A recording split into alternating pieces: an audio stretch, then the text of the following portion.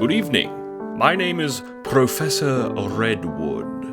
For my 63 years of life, I have dedicated my time to researching Pokémon. In that time, I published the first complete Pokémon Bestiary, a now staple of every trainer's arsenal. However, it is with great pride that I announce that my son Oak has completed a mechanized, self-updating version of this bestiary in the form of the Pokédex.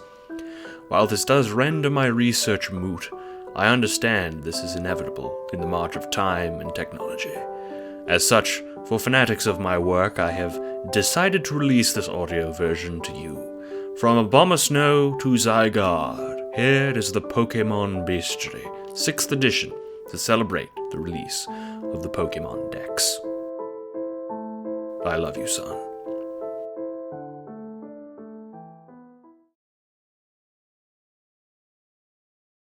Chapter 1. Pokémon Physiology. Commonalities. A bestiary would not be complete if one did not first establish what a Pokémon is.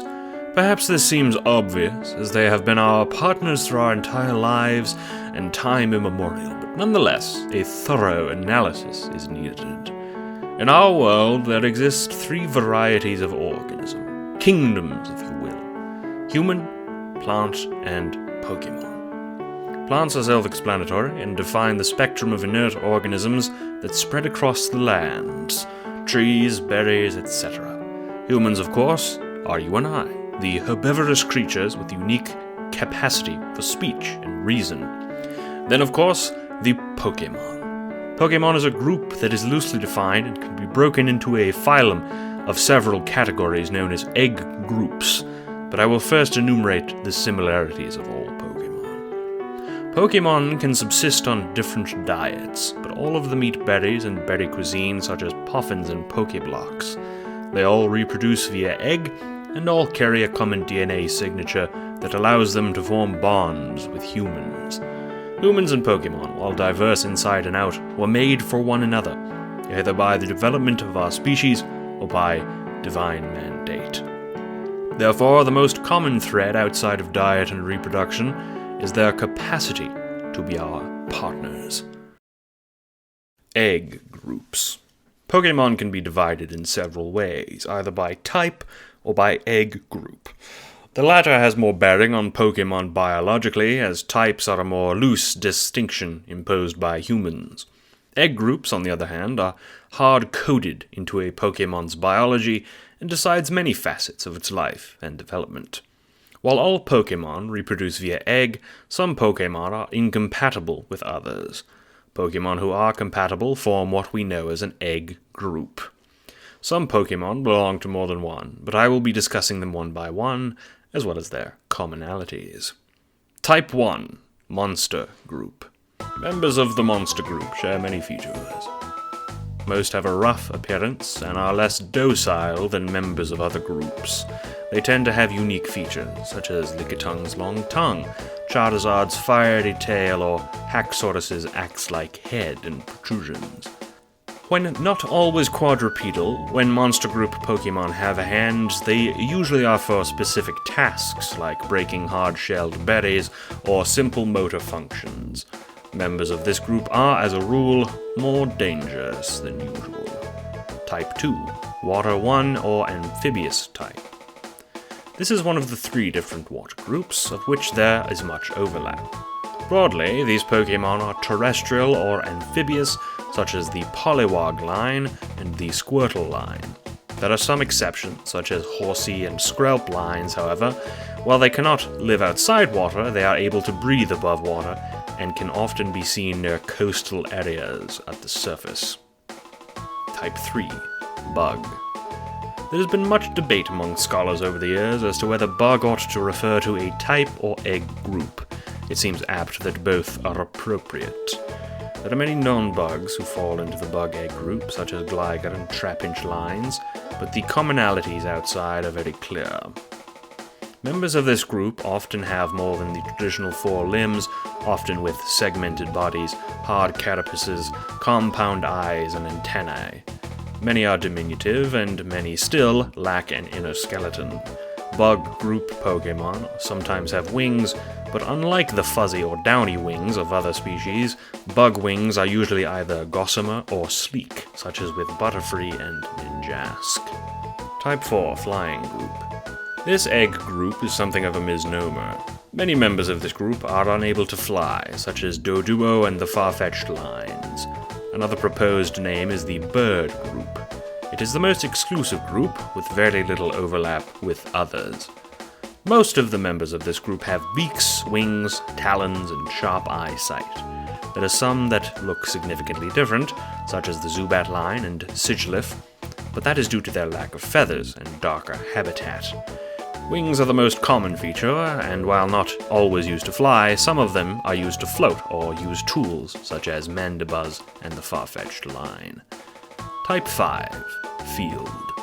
Field group Pokémon are the most common both in number of species and overall population. Field group Pokémon are diverse, but most of them are in some way mammalian. In other words, they possess fur and are warm-blooded. Most are quadrupedal, and most of them are found on land. Members of this group are generally docile and unwary of humans. Unlike monster group Pokémon, field groups are friendly and often help humans without capture. Typical members include species like Rattata and Nickit, but others exist, such as the Ekans line. There are a few odd inclusions, most notably the Wailmer line. Many have pointed out with amusement that Wailord, who often can reach 10 meters long, can breed with such diminutive species as Bestiary and even Skitty. It is believed that if field group Pokémon were not presently terrestrial, further in the past in their species development they once were. Type 6 Fairy. Before the discovery of the fairy type, fairy referred to the egg group, though, much like bugs, the distinction is similar. Fairies are less mundane than other Pokémon groups, possessing special powers as well as a smaller size. Fairies are often more docile and intelligent, however they are also more elusive and exist in smaller numbers in the wild. They are far and away the most mysterious group. Most fairies are bipedal, yet usually have paws in lieu of hands.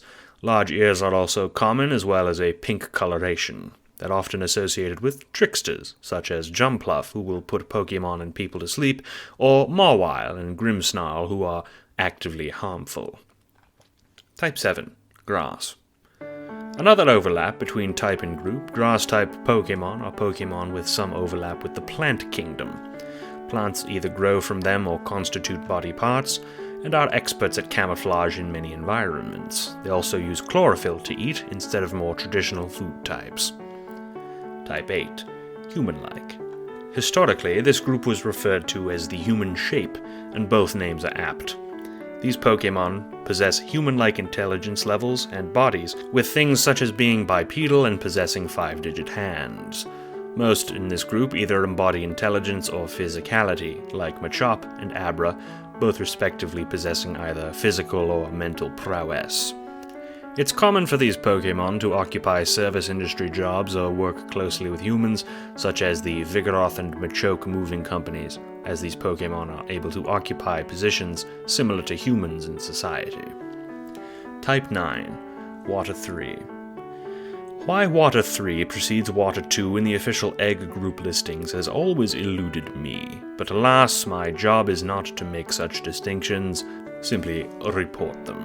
Water 3, also known as the Invertebrate Group, is a small group consisting of Pokémon with a variety of similar features.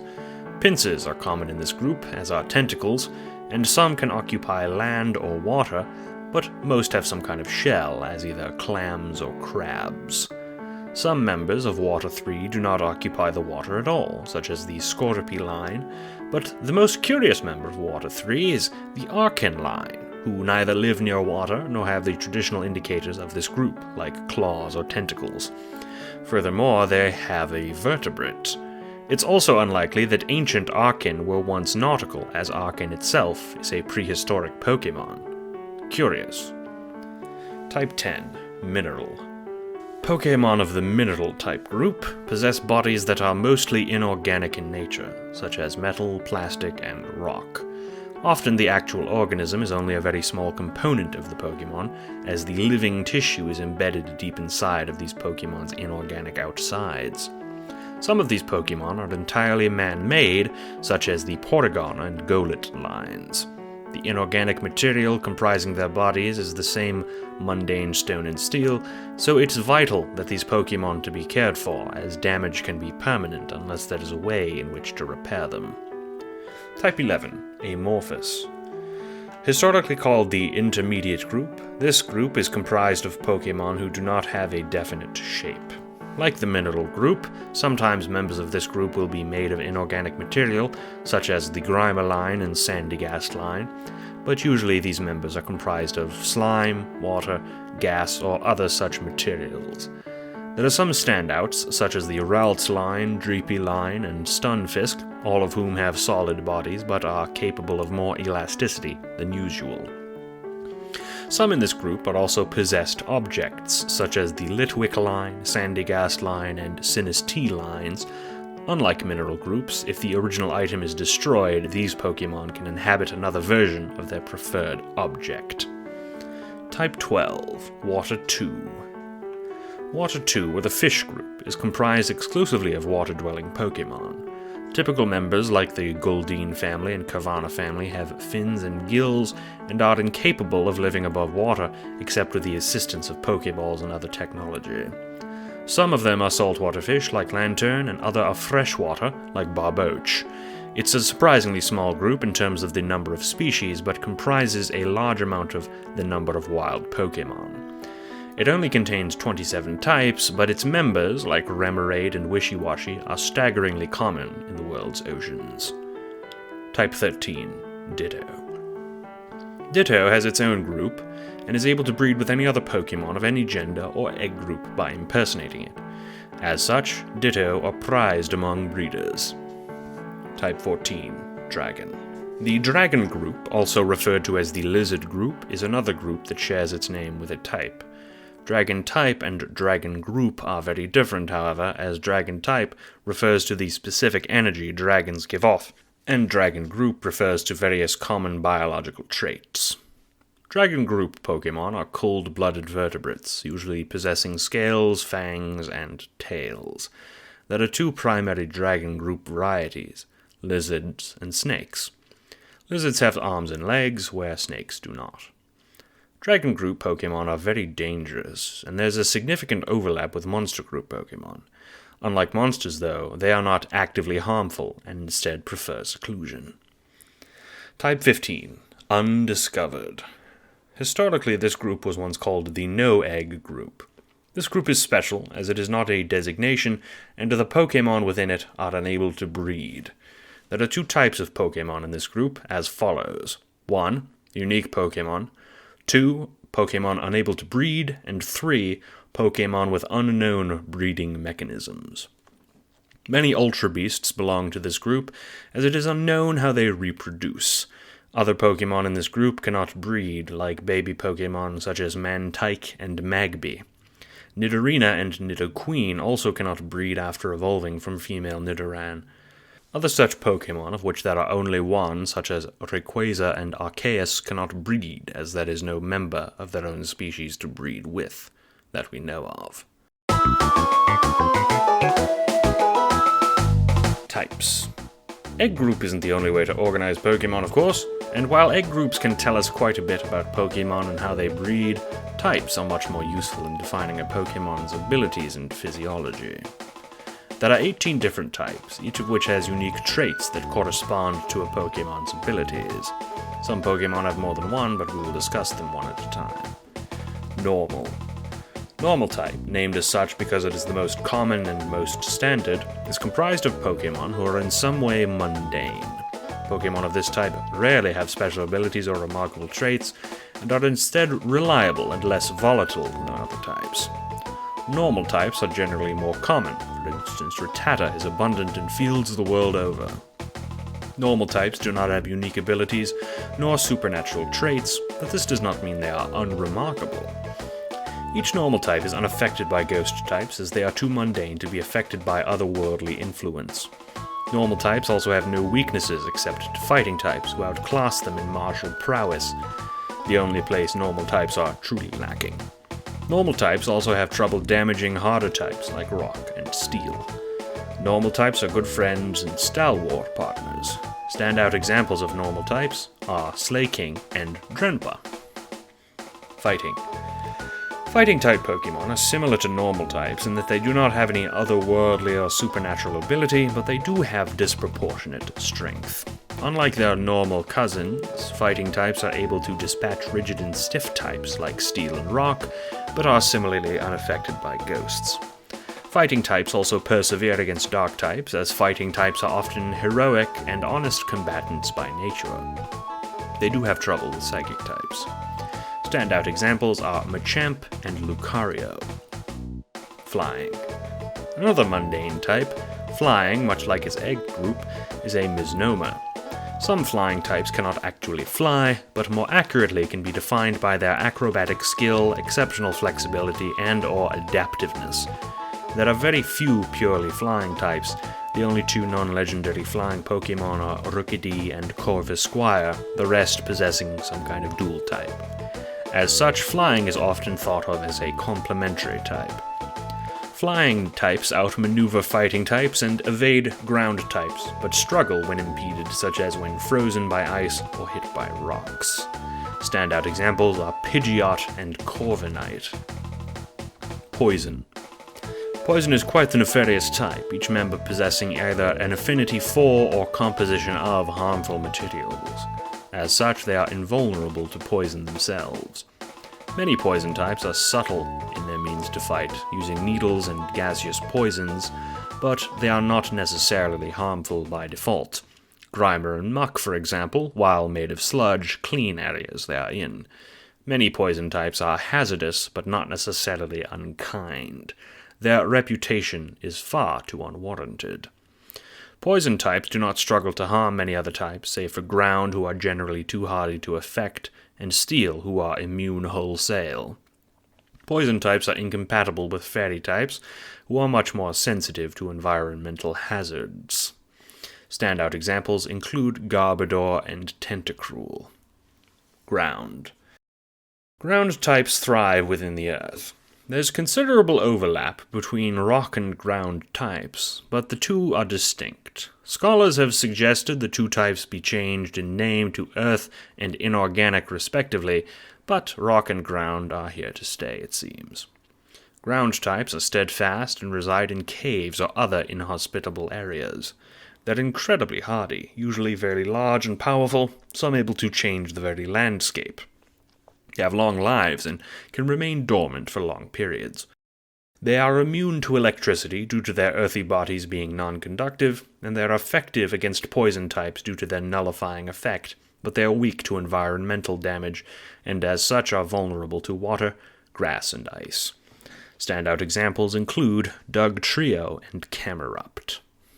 Rock. Rock types are different to ground types. Where ground is concerned with the earthen environment, rock types are comprised of inorganic material. The difference is subtle, but very present. Ground types reside in the ground, whereas rock types are made of the ground.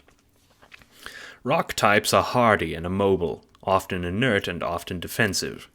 If they're not made of rocks, they are always in some way hard or rough. Rock types are good against the types they can crush, like bugs, birds, and ice, but bad against the types that also affect ground, like water and grass. Standout examples include Golem and Colossal. Bug. Bug types differ from bug groups in that bug types have certain traits in common. Where a bug group Pokémon are defined by their legs and vertebrate status, bug types are defined by their habits and precision. Bug types are seldom hard hitters, with some exceptions like Pinsir and Heracross, but instead subtle fighters. They are also adept at crafts, with worm Pokémon like Caterpie and Wurmple constructing elaborate webs and cocoons. Bug types also secrete various materials like spores and powders that have effects on their enemies. Fighting types have trouble with bugs because they are similarly hard to catch as flying types, and bugs are effective against more traditionally tactical types like Dark and Psychic due to their subtle abilities. Standout examples are Excelgor and Butterfree. Ghost. Ghosts, broadly speaking, are agents of possession. They reside in different objects, like Shuppet and Yamask, and if they don't, they haunt locations, like Haunter and Mimikyu. They are highly effective at keeping away foes by terrifying them, and as such are strong against psychic types who are easily unnerved. Ghosts are the most supernatural type and the most insidious, but this does not mean they are, as a rule, cruel or nefarious. On the contrary, they rarely possess legitimate malice and are often simply playing tricks. Ghosts do have trouble against dark types for their sinister natures, as well as other ghosts due to their territorial status. Standout examples are Dusknoir and Gengar. Steel. Steel types are similar to rock types due to their affinity for the inorganic, but they're made of harder stuff. Steel types resist many types and physical damage, but they're more active and offensive than their rock counterparts. Steel types are defined not just by their affect for metal, nor their brute strength, but their savagery with claws and swords. They are very sophisticated, with many haughty species like Berserker and Bisharp included.